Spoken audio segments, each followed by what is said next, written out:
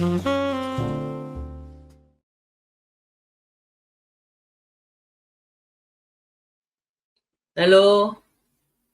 Shalom. Kita berjumpa kembali di sesi kali ini, di mana ini adalah kita sampai di penghujung minggu ya, untuk sesi disciple, gitu ya. Karena ini ditayangkan dari Senin sampai Jumat. Nah, kita kalau sudah belajar di dalam sesi-sesi yang sebelumnya, bagaimana kita itu mengikut Tuhan. Dalam mengikut Tuhan itu harus menjadi pribadi yang berbeda dari orang-orang dunia, gitu ya. Lain daripada yang lain. Tidak mengikuti arus dunia, tetapi mengikuti apa yang menjadi perkataan Tuhan, apa yang menjadi kehendak Tuhan dan perintah Tuhan. Ya. Tetapi meskipun demikian, perbedaan kita itu tidak boleh menjadikan kita itu sebuah pribadi yang eksklusif gitu ya, yang merasa diri paling benar, paling wah gitu dibandingkan dengan yang lain, yang tidak bisa membuat kita itu menyatu dengan yang lainnya. Kalau orang merasa dirinya wah gitu ya, itu sulit untuk menyatu dengan orang-orang yang ada di sekitarnya. Dia pasti akan menganggap orang lain tuh lebih rendah, lebih salah, lebih tidak berguna gitu ya. Nah, ini sesuatu hal yang tidak diinginkan oleh Tuhan. Karena Tuhan itu tidak pernah menginginkan adanya perpecahan di antara kita. Kita sudah belajar di sesi-sesi yang sebelumnya bahwa diumpamakan ya, ada sebuah perumpamaan tubuh gitu ya, ada banyak anggota, ada mata, ada telinga, ada tangan, ada kaki, dan sebagainya gitu ya. Nah, perbedaan yang ada itu tidak menjadikan anggota tubuh yang satu itu lebih eksklusif dibandingkan yang lain, tetapi justru saling bekerja sama gitu ya, saling membangun satu dengan yang lain. Bayangkan ketika tidak ada suatu kerjasama, suatu keterikatan antara anggota tubuh yang satu dengan anggota tubuh yang lain, maka akan terjadi sebuah masalah gitu ya. Nah, kita sebagai manusia, kita tidak diciptakan untuk berdiri sendiri. Kita diciptakan itu saling membutuhkan satu dengan yang lain. Tidak bisa tidak. Mungkin saat ini kita tidak membutuhkan bantuan dari seseorang. Tetapi di lain waktu, di hari yang kemudian, siapa tahu kita itu bisa saja membutuhkan bantuan dari seseorang tersebut. Seseorang yang sehat tidak membutuhkan seorang dokter. Tapi ketika dia sakit, dia membutuhkan bantuan seorang dokter untuk ngobatin tubuhnya yang sedang bermasalah. Jadi kita tidak bisa bilang bahwa aku tidak butuh kamu. Kita saling membutuhkan. Kita saling memberkati satu dengan yang lain. Karena itu ketika terjadi sebuah masalah, sebuah perpecahan, itu bukan dari Tuhan, tetapi dari manusia itu sendiri yang mengkotak-kotakannya itu ya, yang menempatkannya itu tidak pas gitu. Sebuah eksklusivitas itu bisa menjangkiti orang-orang yang berada di dalam sebuah perkumpulan yang besar, di sebuah gereja yang besar gitu ya, di mana banyak campur tangan Tuhan, pekerjaan Tuhan yang luar biasa dinyatakan di dalam gereja tersebut. Sehingga orang-orang yang ada di dalamnya itu kadang itu keblinger gitu ya. Mereka menganggap bahwa mereka itu ya paling benar di hadapan Tuhan karena ya itu banyak pekerjaan Tuhan dinyatakan. Padahal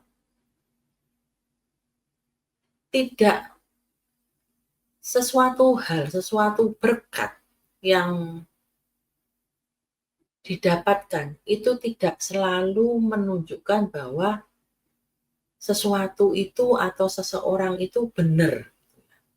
Kadang ada karena pekerjaan Tuhan itu ya harus dinyatakan melalui orang itu untuk menghajar orang lain. Kita sudah belajar bahwa kasusnya Yerobeam itu ya, di mana dia itu ditunjuk menjadi seorang raja karena Tuhan mempunyai tujuan untuk memutuskan keturunan dari Salomo itu tidak istilahnya itu tidak menjabat lagi, tidak menguasai lagi gitu ya kerajaan Israel. Jadi dari banyaknya kerajaan Israel itu hanya disisakan satu wajah gitu. Karena janji Tuhan kepada Daud gitu ya. Tuhan mengingat gitu ya janjinya kepada Daud untuk memberkati keturunannya. Tapi karena dosa-dosa yang diperbuat, nah Tuhan pangkas itu semua. Disisain cuma satu kerajaan yang diserahkan pada keturunan dari Raja Daud. Dipakailah Yerobeam. Jadi ketika kita berada di suatu gereja yang besar, yang mengalami banyak pergerakan yang luar biasa, yang daripada Tuhan, tidak menjadikan gereja ini lebih benar dibanding gereja yang lain. Jika pekerjaan kita diberkati, itu tidak menjadikan kita itu dalam posisi benar di hadapan Tuhan. Satu sisi kita dianggap benar oleh Tuhan, tetapi ada sisi-sisi yang lain yang dari kita itu yang masih keliru, yang masih salah. Nah, karena itu sebuah gereja yang dimana anak-anak Tuhan yang mempunyai talenta-talenta yang luar biasa berkumpul di situ, itu tidak bertahan di situ secara terus-menerus, tetapi akan mengalami diaspora gitu ya, penyebaran. Nah, ada sebuah gereja yang dulunya itu masih kecil, jemaatnya masih sedikit, kemudian mengalami pergerakan luar biasa. Gereja ini menjadi besar, bahkan menjadi salah satu yang atau satu-satunya ya yang saat itu terbesar di sebuah kota. Tetapi orang-orang yang ada di dalamnya itu kemudian ada 3 tokoh pergerakan itu menjadi mengalami diaspora gitu ya. Akhirnya mereka berkarya sama-sama diberkati 3 tokoh ini di wilayahnya masing-masing. Nah, pentingnya sebuah diaspora itu menurut saya itu sangat baik untuk menghindari keeksklusifan dari diri manusia. Memangkas itu ya. Yang kedua, ketika ada sebuah diaspora, itu orang-orang itu yang tersebar itu bisa menjadi berkat lebih lagi untuk pekerjaan Tuhan. Karena mereka bisa menjangkau, satu menjangkau wilayah yang A, satunya menjangkau wilayah B, yang lainnya nanti menjangkau wilayah yang mana. Jadi menjadi berkat lebih lagi gitu. Nah, adanya anak-anak Tuhan yang mengklaim diri itu dia paling hebat gitu ya, paling pinter, paling dipakai Tuhan, itu bisa membuat orang lain itu kecewa dengan perilakunya karena melihat perilaku seseorang tersebut yang eksklusif tadi, sehingga bisa terjadi seseorang yang kecewa ini tidak mau dekat lagi sama Tuhan, tidak mau mengenal Tuhan lebih jauh. Ada sebuah cerita gitu ya, ada seorang wanita gitu ya, yang dulunya itu dia itu tidak suka dengan dunia pelayanan, jadi paling anti gitu ya kalau dengar kata-kata melayani gitu. Karena dia itu ada mendengar cerita dari orang-orang bahwa di dalam sebuah gereja, ada di gereja A, gereja B, itu orang-orangnya itu yang ada di dalamnya itu saling sikut gitu loh, demi menempati sebuah posisi penting, demi mendapatkan sebuah kehormatan dari pimpinannya. Sehingga membuat wanita tadi itu meskipun dia belum pernah mengalaminya, tetapi membuat dia itu jadi antipati. Tidak sesuai dengan ekspektasinya soalnya. Dia nganggep itu kalau orang sudah melayani Tuhan, pelayan-pelayan Tuhan tuh, ya pasti hidupnya itu kudus gitu ya. Pasti paling enggak itu enggak melakukan hal-hal yang sangat dipandang jahat gitu. Tapi kenyataannya itu ada loh, anak-anak Tuhan itu yang saling sikut itu di dalam sebuah gereja, dalam sebuah komunitas. Nah, sehingga wanita ini tadi nggak mau, males gitu ya masuk melayani. Meskipun dia akhirnya juga memasuki sebuah pelayanan karena dorongan suaminya, tapi ya pelayanannya itu ya cuma dia pernah jadi singer gitu ya, pernah mendoakan orang-orang, jemaat-jemaat ketika ada altar call gitu ya di gerejanya, atau ketika mendampingi gembalanya pelayanan ke luar kota. Tapi ya pelayanannya tuh ya cuma sekedar pelayanan, nggak ada hati gitu ya. Tidak dengan kesungguhan. Dia melayani karena dorongan dari suaminya atau dorongan dari gembalanya. Dia nggak ngerti gitu. Nah, tetapi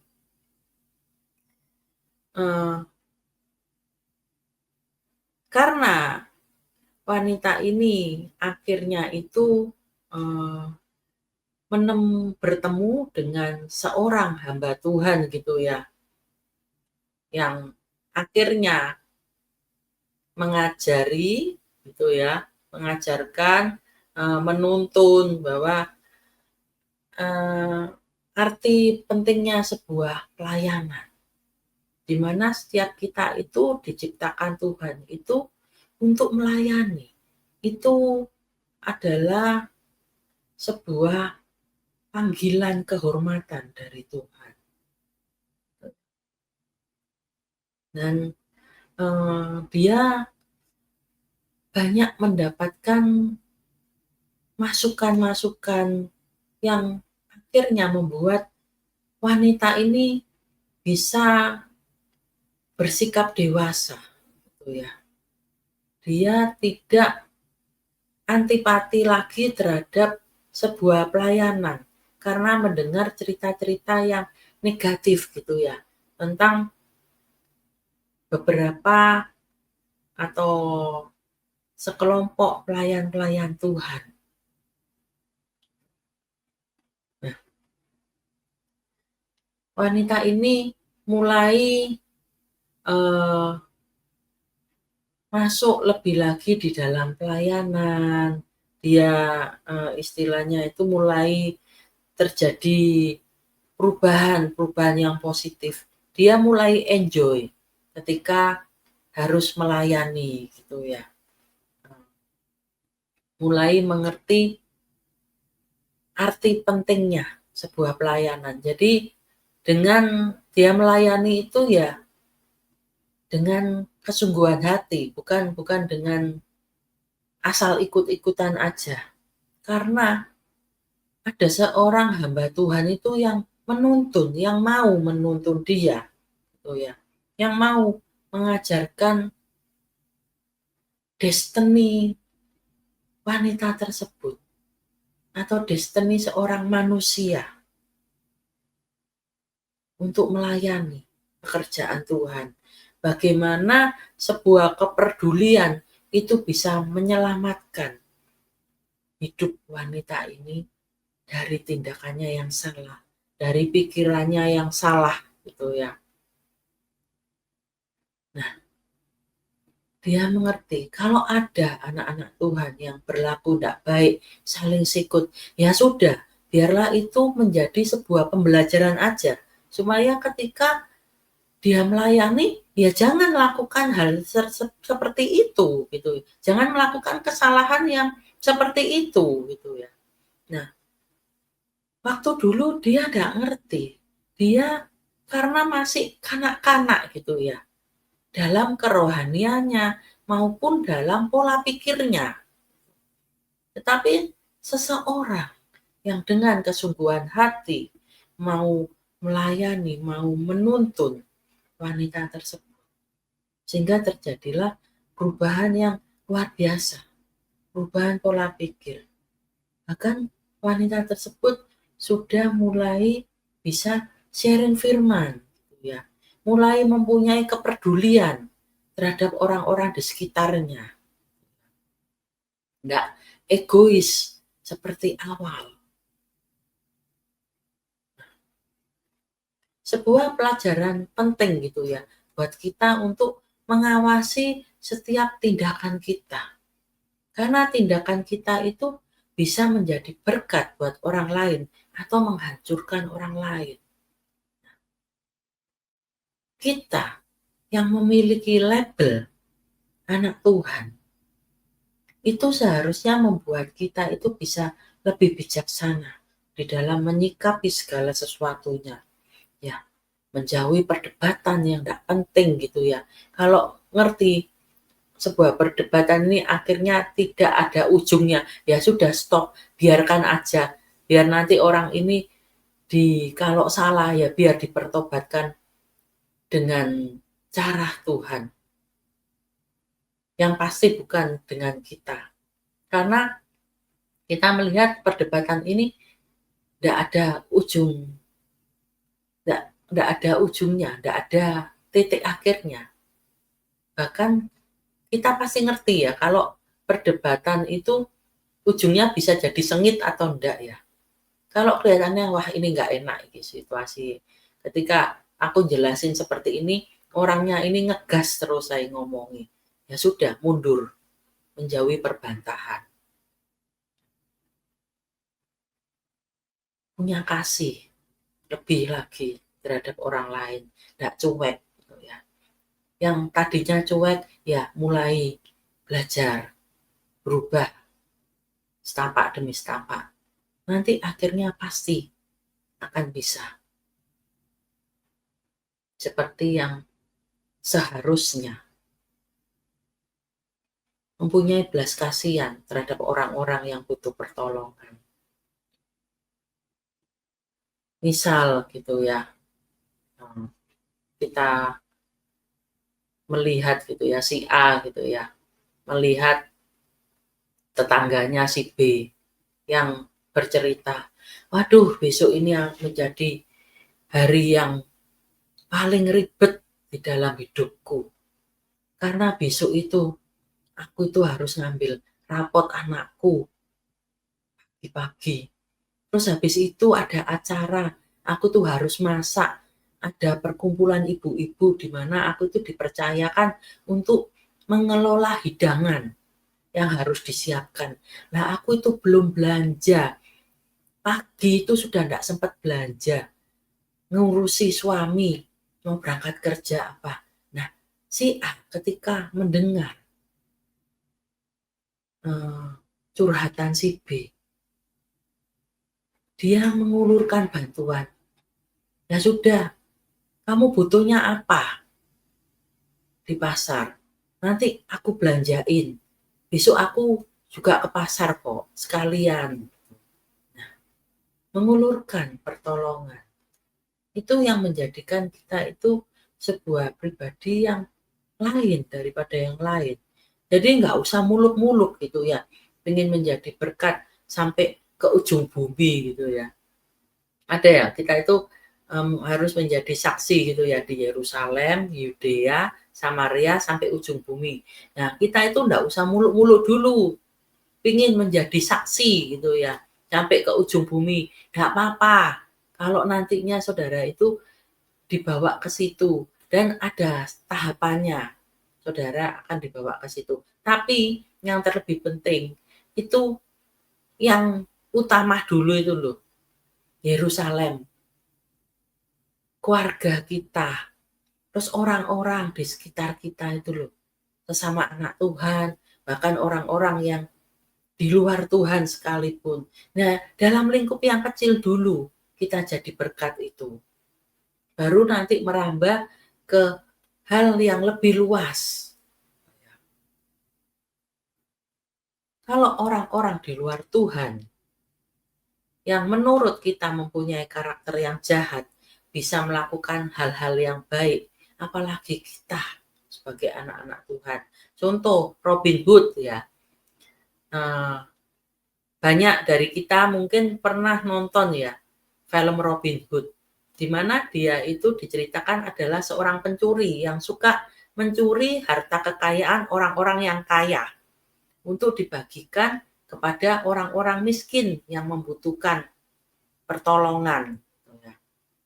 Nah, dia tujuannya baik enggak? Baik, tujuannya itu untuk menolong orang yang kesusahan. Ada sisi kebaikan di dalam dirinya.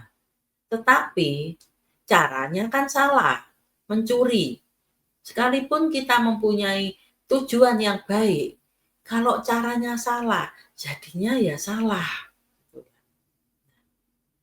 Nah, kita sebagai anak-anak Tuhan yang sudah mengerti firman Tuhan, sudah mengerti kebenaran lebih lagi dibandingkan orang-orang dunia ini. Seharusnya kita bisa melakukan lebih lagi, gitu ya. Lebih dari orang-orang dunia seperti Robin Hood ini. Kita tujuannya baik, cara yang dilakukan pun juga harus baik. Gitu. Kita buka di Galatia 6 ayat 7 sampai 10.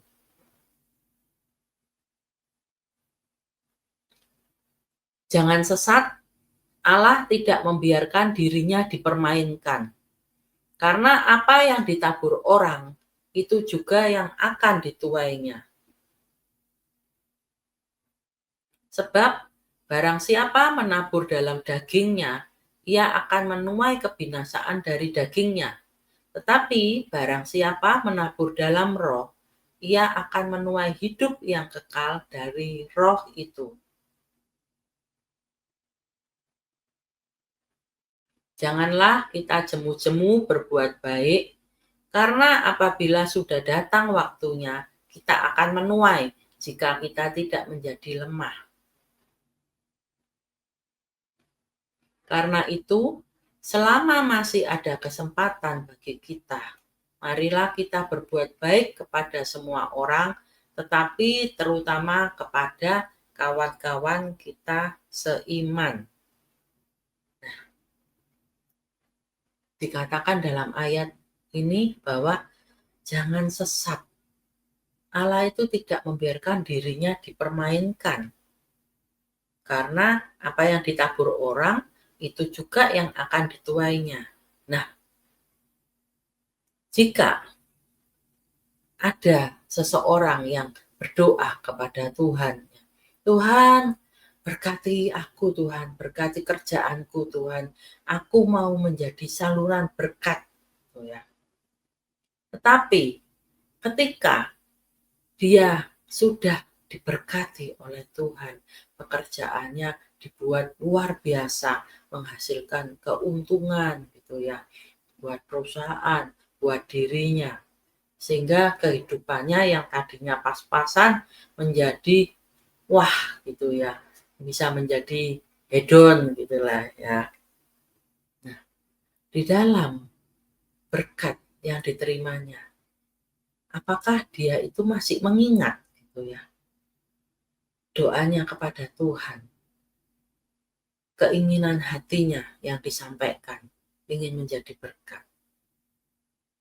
Jika akhirnya di dalam berkat yang diterimanya, dia banyak mempergunakan berkat itu untuk kepentingan dirinya sendiri dan keluarganya, tidak seperti keinginan hati Tuhan.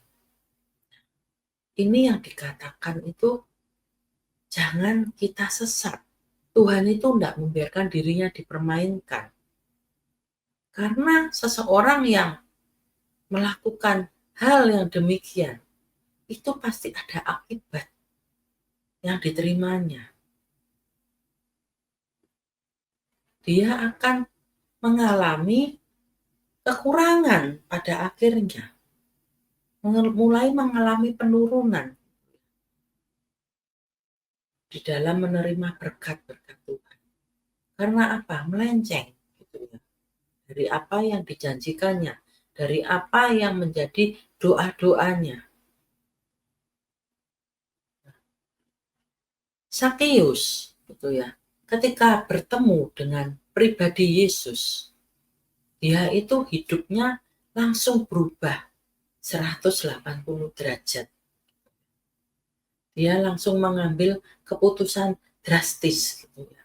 Ketika dia merasa diterima oleh Yesus gitu ya. Yesus mau mampir ke rumahnya. Yesus mau mendekat kepada dia. Di situ dia melihat kasih Tuhan dinyatakan di dalam hidupnya. Membuat dia itu akhirnya mengeluarkan sebuah perkataan bahwa setengah dari miliknya, dari hartanya itu akan diberikan kepada orang-orang miskin. Dan dia juga berkata bahwa jika ada seseorang yang merasa diperas oleh Sakeus ini, Sakeus akan mengembalikannya 4 kali lipat. Nah, biasanya orang-orang kalau memberikan kompensasi gitu ya, atau pengembalian, itu kalau 2 kali lipat aja, itu sudah dianggap itu udah baik, udah bagus gitu ya, udah banyak. Sakeus mengembalikan tidak cuma 2 kali lipat. Dia mengembalikannya itu berlebih-lebih. 4 kali lipat. Sesuatu yang luar biasa gitu ya. Yang bahkan mungkin tidak dilakukan oleh anak-anak Tuhan yang sudah lebih dulu bertobat dibanding Sakeus ini.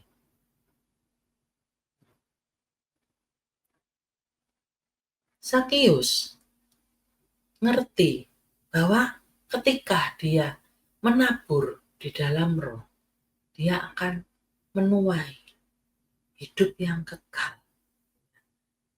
Nah, Zakius ketika melakukan sesuatu yang baik, dia tahu gitu ya, kalau ngumpulin harta di bumi, apalagi dengan cara-cara yang licik, itu akibatnya kebinasaan. Tetapi oleh karena kasih yang ditunjukkan Tuhan kepada Zakius, itu menjadikan dia itu mengalami perubahan. Dia akhirnya sadar gitu ya, bahwa hidup di dunia ini tidak hanya untuk semata-mata mengumpulkan harta di bumi, tapi terlebih penting mengumpulkan harta di surga, di mana dikatakan bahwa ketika kita mengumpulkan harta di surga, lengat dan karat itu tidak merusakkannya, abadi. Di sini Zakius ini menyelamatkan jiwanya. Ketika dia sudah tidak ada di dalam dunia ini, dia akan hidup bersama dengan Tuhan, bersama dengan Allah-Nya yang dipercayainya. Apakah kita sebagai anak-anak Tuhan sudah melakukan hal-hal yang seperti Zakius ini? Ketika kita melihat betapa kasih karunia dinyatakan oleh Tuhan di dalam hidup kita, kita yang seharusnya tidak berhak gitu ya, tidak pantas, tidak layak untuk menerima kasih karunia Tuhan itu apakah membuat kita ini melakukan perubahan hidup yang drastis seperti Zakius dari perbuatan dosa yang kita lakukan? Pasti setiap manusia itu ada ya berbuat kesalahan dosa. Nah, ketika melakukan perbuatan dosa, apakah mau berbalik 180 derajat?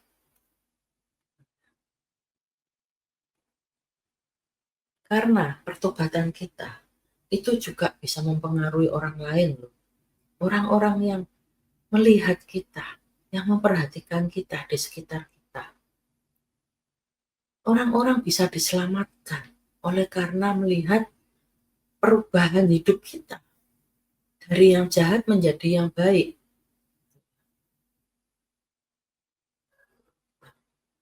Apakah kita mau meninggalkan sifat egois gitu ya, melakukan apa yang Tuhan mau? Karena setiap anak Tuhan tanpa terkecuali itu harus menyangkal diri,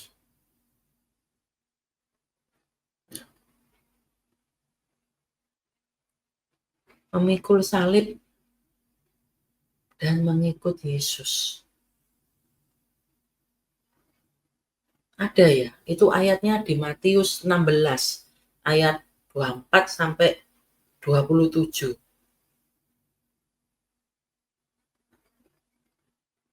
Matius 16 24 sampai 27.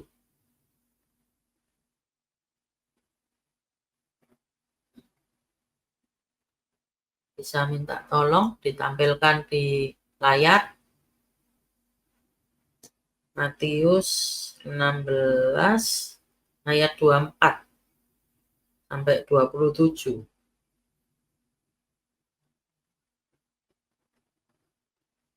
Mungkin. Lalu Yesus berkata kepada murid-muridnya, "Setiap orang yang mau mengikut aku, ia harus menyangkal dirinya, memikul salibnya dan mengikut aku. Karena barang siapa mau menyelamatkan nyawanya, ia akan kehilangan nyawanya. Tetapi barang siapa kehilangan nyawanya karena aku, ia akan memperolehnya. Apa gunanya seorang memperoleh seluruh dunia tetapi kehilangan nyawanya? Dan apakah yang dapat diberikannya sebagai ganti nyawanya?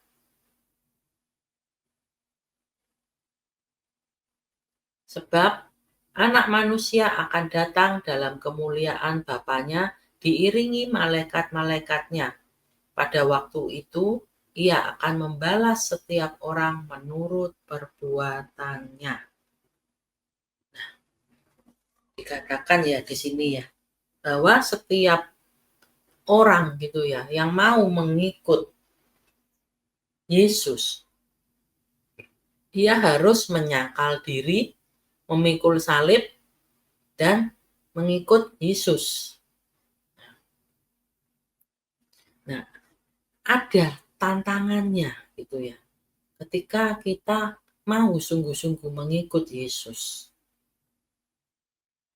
Di dalam ayat yang ke-25 dikatakan, barang siapa yang mau menyelamatkan nyawanya, ia akan kehilangan nyawanya.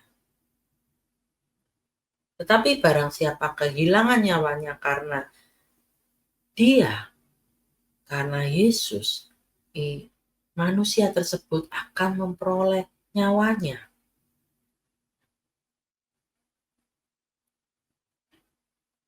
Ketika seseorang mengalami sebuah ketakutan gitu ya, seseorang yang tidak mau kehilangan nyawanya, dalam artian tidak mau mengikut apa yang menjadi kehendak Tuhan gitu ya. Itu adalah seseorang yang mengalami ketakutan gitu ya. Takut gak diberkati, takut disakiti, takut dalam hal memberi gitu ya. Nah, seseorang yang takut hidupnya menderita gitu ya, dia kemudian mengambil sebuah keputusan untuk mencuri uang perusahaan di tempat dia bekerja. Pada akhirnya, ketika dia ketahuan, dia bisa ditangkap polisi, dipenjara, dan juga kehilangan pekerjaannya. Seseorang yang sulit berbagi, nggak mau nolong orang-orang yang kesusahan, gitu ya, nggak mau nabur. Nah, di kemudian harinya dia akan mengalami kesulitan ekonomi. Kalau seorang istri yang nggak mau tunduk sama suaminya, gitu ya, dia akan menuai akibat dari perbuatannya, mempunyai masalah yang berkepanjangan di dalam rumah tangganya, masalah yang tidak kunjung selesai. Nah, itu yang dikatakan barang siapa tidak mau kehilangan nyawanya karena Tuhan, tidak mau melakukan kehendak Tuhan, tidak mau ngikut apa yang menjadi tuntunan Tuhan, mengambil jalannya sendiri, sehingga yang didapat bukan sesuatu yang menjadi berkat buat dirinya, tetapi sebuah kehancuran, sebuah kerusakan. Tapi jika seseorang kehilangan nyawanya karena Tuhan, dalam artian mau kehilangan waktu tidurnya, ketika malam enak-enaknya tidur, tiba-tiba dibanguni Tuhan, suruh doa gitu ya, padahal lagi capek-capeknya seharian istirahat itu, yang seharian bekerja itu, melakukan aktivitas itu sibuk banget gitu ya. Malam enak-enaknya tidur, Tiba-tiba dibanguni sama Tuhan, suruh doa gitu ya, nanti suruh doain si A, si B, si C gitu ya. Nah, seseorang yang ketika, sedang melakukan pelayanannya, kemudian mengalami penolakan gitu ya. Ditolak itu ndak enak ya. Bayangkan ketika melayani berkunjung gitu ya, ke sebuah rumah gitu ya, mungkin kita diajak gitu ya, salah seorang teman untuk menginjili sebuah keluarga gitu ya, yang di mana dia udah lama menjauh dari Tuhan, ndak mau ke gereja. Tiba-tiba ke sana, jangankan disuguhi minum, begitu duduk aja langsung disambut dengan perkataan yang ndak enak, diusir. Mungkin tuan rumahnya itu ngomong, eee, "Maaf ya, saya ndak punya waktu banyak, saya tuh masih ada pekerjaan yang harus dikerjakan." Enak nggak? Mau dengan rendah hati nggak ketika mengalami perlakuan yang demikian? Mau tetap melayani nggak ketika harus menghadapi sebuah tantangan?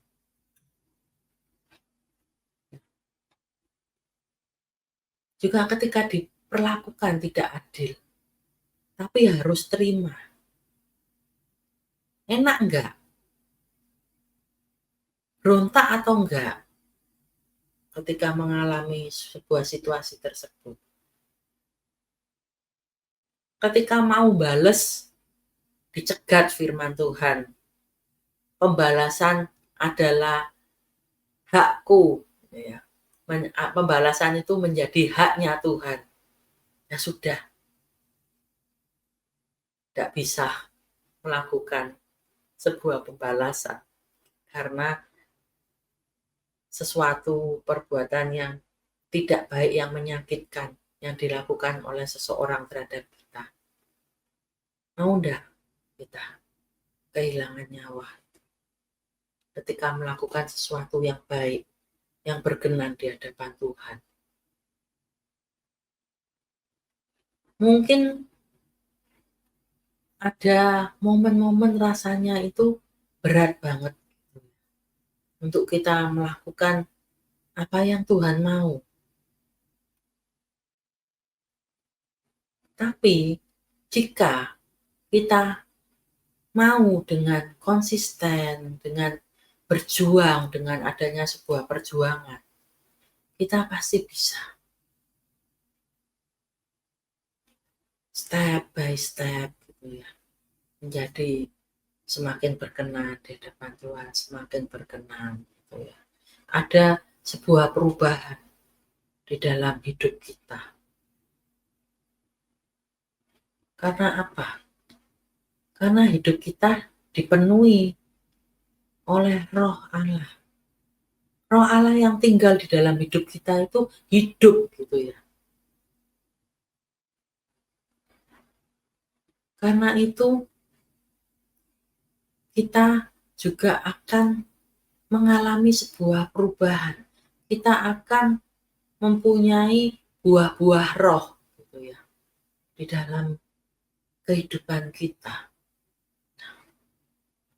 Apa sih buah roh itu? Apa aja sih? Itu ada di Galatia 5 ayat 22 sampai 23.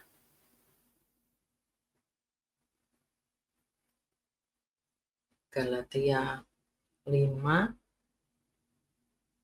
Nah, tetapi buah roh ialah kasih, sukacita, damai sejahtera, kesabaran, kemurahan, kebaikan, kesetiaan, kelemah lembutan, penguasaan diri. Tidak ada hukum yang menentang hal-hal itu. Ketika kita mau hidup dituntut oleh Tuhan, kita akan mempunyai buah-buah roh itu di dalam kehidupan kita. Kita bisa yang dulunya egois, nggak mau peduli, kurang punya kasih, sekarang itu menjadi seseorang yang penuh kasih, gitu ya. Nggak tegaan lihat seseorang, meskipun disakiti, tapi ya nggak bales, karena hatinya udah dipenuhi dengan kasih Allah. Dia justru bisa mengasihani orang-orang yang menyakiti dia, karena dia melihat seseorang yang mempunyai atau melakukan perbuatan yang menyakitkan itu adalah seseorang yang mempunyai luka di dalam hidupnya. Dia bisa justru mempunyai belas kasihan, gitu ya. Kasihan ya, orang yang nyakiti aku ini, dia itu nggak tahu kebenaran yang sesungguhnya. Dia nggak ngerti bahwa perbuatannya itu bisa menyakitkan hati Tuhan. Justru karena kasihnya itu bisa aja membuat dia itu malah berbuat kebaikan kepada orang yang menyakiti dia. Sehingga orang yang disakitinya ini bisa sadar, gitu ya. Bisa mengalami perubahan juga di dalam hidupnya. Dan orang yang mempunyai sukacita, gitu ya. Kita di dalam hidup ini pasti ada mengalami masalah. Tidak bisa kita hidup ini tidak mempunyai masalah, bebas dari masalah, tidak ada. Sejauh ini yang saya tahu, tidak ada orang yang bebas dari masalah. Yang ada ketika kita mengalami sebuah masalah, kita menerima pertolongan dari Tuhan sehingga kita bisa keluar dari masalah itu. Tetapi itu juga tidak menjadikan kita serta-merta bebas sama sekali dari masalah. Nanti ada ujian lagi yang datang, yang diizinkan oleh Tuhan untuk membentuk karakter kita, gitu, menjadi semakin lebih baik supaya semakin berbuah, gitu ya. Bagaimana kita di tengah-tengah masalah kita itu masih bisa tetap mempunyai sukacita, ada damai sejahtera di dalam hati. Beda ya sukacita dengan damai sejahtera. Kalau sukacita itu sesuatu yang diberikan oleh Tuhan, tetapi juga ada respon dari kita, ada tindakan dari kita untuk melaksanakan itu. Jadi ketika kita menghadapi sebuah masalah, misal gitu ya, ada masalah di dalam pekerjaannya di kantor gitu ya, tiba-tiba eh, kiriman barang itu terlambat gitu ya, sehingga produksinya otomatis harus mundur, padahal udah deket deadline gitu ya, untuk produk itu harus dipasarkan gitu ya, untuk harus diberikan sesuai dengan permintaan pembeli gitu ya. Nah, di situ ketika menghadapi sebuah masalah itu adalah pilihan dia. Apa dia mau mempunyai hati yang sedih terus, yang mikiri terus, dan kehilangan sukacita yang membuat dia itu menjadi tidak bisa menikmati kehidupannya gitu ya, waktu-waktunya, ataukah dia mau berpikir, ya sudah, sekalipun ada masalah, aku tak bergumul wis, minta tuntunan Tuhan mesti kayak gimana, aku tak menenangkan diri, aku ndak mau kehilangan sukacita, aku mau tetap mensyukuri sekalipun ada masalah yang terjadi, itu adalah pilihan kita, gitu ya. Mau atau tidak mempunyai sukacita tersebut. Tetapi kalau damai sejahtera, itu hanya Tuhan yang bisa kasih, gitu ya. Misal, gitu ya, kita itu dalam keadaan terpuruk gitu ya, karena sebuah masalah yang sangat berat. Tapi kita itu mau datang sama Tuhan, kita mau doa. Nah, di tengah-tengah kita berdoa tersebut, tiba-tiba ada sebuah kedamaian yang itu tidak bisa diusahakan oleh kita. Itu hanya Tuhan yang bisa memberikannya. Kemudian kita juga bisa lebih sabar ngadepin anak, gitu, ngadepin pasangan hidup, ngadepin rekan-rekan kerja, ngadepin pegawai, gitu ya. Ada kesabaran lebih lagi. Kalau dulunya itu pemarah gitu ya, gampang marah, levelnya 100 gitu ya, itu bisa berkurang dan menjadi 80%, turun lagi 70%, turun lagi 50%. Lebih sabar gitu ya. Semakin menurun tingkat emosinya.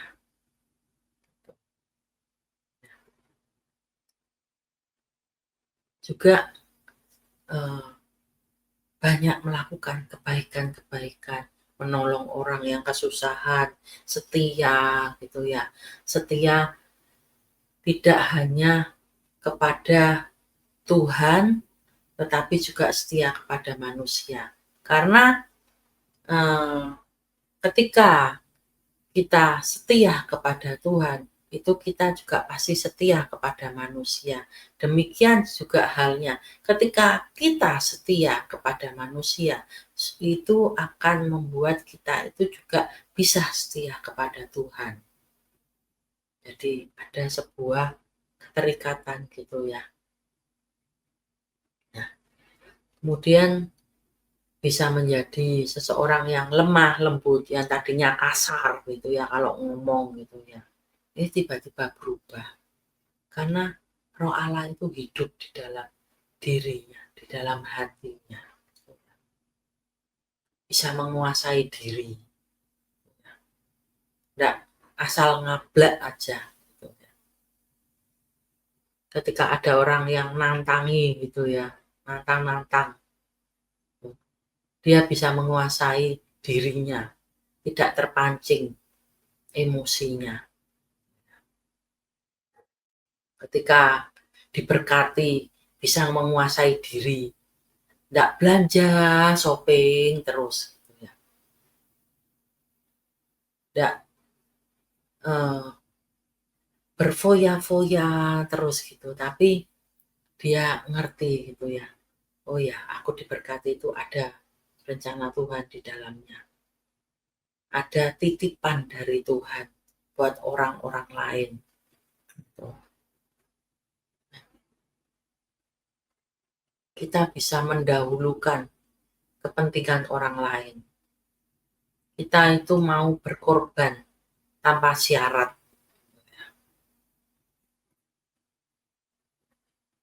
Ketika kita mau sungguh-sungguh mengikut akan Tuhan, ketika Tuhan datang untuk kedua kalinya, kita dimintain pertanggungjawaban di hadapan Tuhan. Itu kita akan didapati oleh Tuhan, hidup kita itu tidak bercacat gitu ya. Masuk gitu ya, bisa masuk di dalam kerajaan Allah. Kita bisa masuk bumi yang baru. Sekalipun sudah dipanggil duluan oleh Tuhan sebelum Tuhan datang yang kedua kalinya, kita pun juga sudah siap gitu ya. karena kita sudah berjuang, sudah melakukan dengan maksimal apa yang terbaik dari diri kita. Mungkin kita merasa kita masih belum sempurna, tetapi Tuhan tahu hati kita. Tuhan sudah tahu perjuangan kita. Bagaimana kita itu berusaha dengan maksimal untuk mengalami sebuah perubahan yang signifikan di dalam mengikut Tuhan. Di mana kita itu sungguh-sungguh berjuang, tidak mengikuti arus dunia. Di situ kita akan mengalami kekekalan di dalam hidup. Nah, sekarang kita sudah mengerti apa yang harus dilakukan. Sebenarnya kita itu ngerti ya, tapi kadang kita itu perlu disadarkan, di-reminder lagi. Sehingga kita itu terbuka gitu ya. Iya ya, aku kok selama ini dalam mengikut Tuhan itu kok ya masih melakukan hal-hal yang jahat ya. Yang semestinya itu bisa aku hindari. Yang semestinya itu bisa nggak aku lakukan. Kok aku ini gak punya kasih ya. Kemarin itu sama Tuhan itu padahal udah diingetin loh. Udah ditaruh hati loh untuk menolong seseorang. Tapi aku enak-enakan sendiri melakukan kegiatanku. Aku lebih enjoy dengan aktivitasku. Menunda apa yang seharusnya langsung aku lakukan.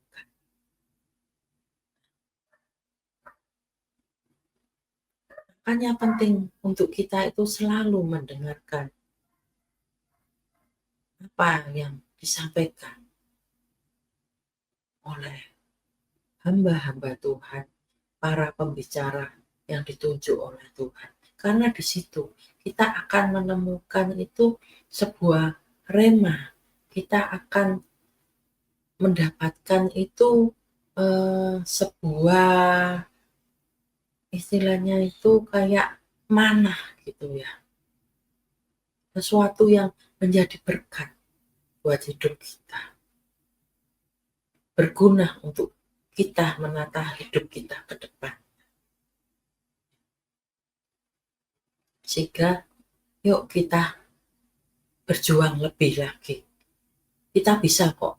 Kalau kita mau, kita bisa melakukan jauh yang lebih baik dari apa yang sudah kita lakukan untuk Tuhan. Kita bisa menjadi berkat lebih lagi untuk orang-orang di sekitar kita, untuk keluarga kita, memperbaiki apa yang salah. Mumpung masih ada waktu, mumpung masih ada kesempatan yang Tuhan beri. Kita masih bisa memperbaiki diri. Selamat berjuang, selamat melaksanakan apa yang Tuhan inginkan untuk saudara lakukan. Dan saya juga belajar berjuang untuk apa yang harus saya kerjakan ke depannya. Kita sama-sama berjuang.